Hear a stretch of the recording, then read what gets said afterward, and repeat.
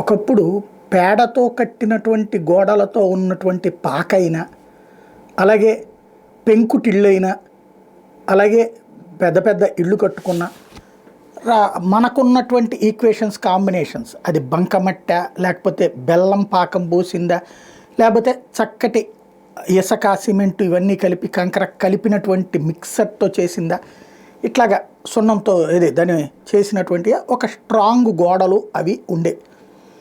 ఆ తర్వాత కాలంలో పూర్తిగా అంటే ఓన్లీ ఇటక ఈ వ్యవహారంతోనే నడుస్తూ వచ్చినాయి. సీలింగు ఇవన్నీ వస్తూ వచ్చినాయి.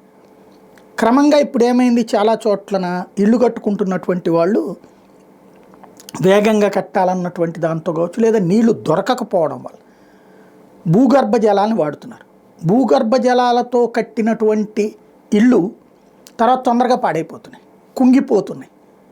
అంటే బోరు వాటర్తో కట్టేటటువంటి పాడవుతాయి తొందరగా. అదే ఈ నదిలో నుంచినో కాలువల నుంచినో చెరువుల నుంచినో తీసినటువంటి నీళ్లతో అయితే కనుక బాగుంటాయి. ఇది కామన్ ఫినామిన్. ఇది తెలిసినటువంటి వాళ్ళకి తెలుస్తుంది, తెలియని వాళ్ళకి తెలియదు. అదే సందర్భంలో నిర్మాణ విధానం మారిపోయాక ఇప్పుడు సిమెంట్ రాయని, సున్నపు రాయని ఇట్లాంటి వాటితో కూడా కట్టేస్తున్నారు. కట్టడానికి చాలా అందంగా కడతారు.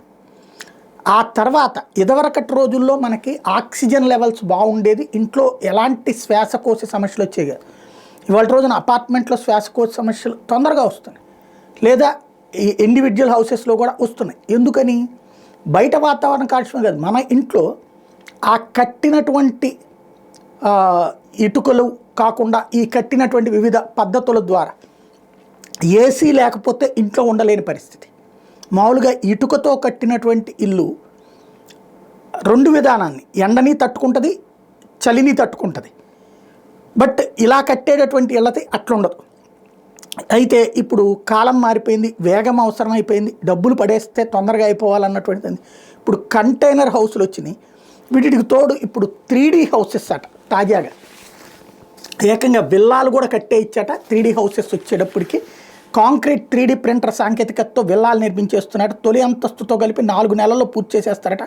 ఒక్క ఇటుక వాడలేదట, కార్మికుల సందడి కూడా అక్కర్లేదట, రణవందనలు కాలుష్య ఛాయలు లేవట. విల్లా వచ్చేసింది. ఐఐటి మద్రాస్ ఇంక్యుబేటర్ సాధించినటువంటి ఘనత.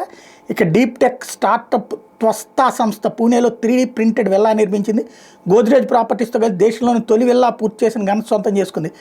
కాంక్రీట్ 3D ప్రింటర్ ఉపయోగించి నిర్మించిన 2200 చదరపు అడుగుల విస్తీర్ణంలోని విల్లాలో ఒక అంతస్తు ఉంది. ఇవన్నీ కూడా ప్రొజెక్ట్ చేసుకొచ్చారు. అంటే ఇక రాబోయే రోజుల్లో అట్లాంటి ఇళ్ళు వస్తాయి అనుకుంటా.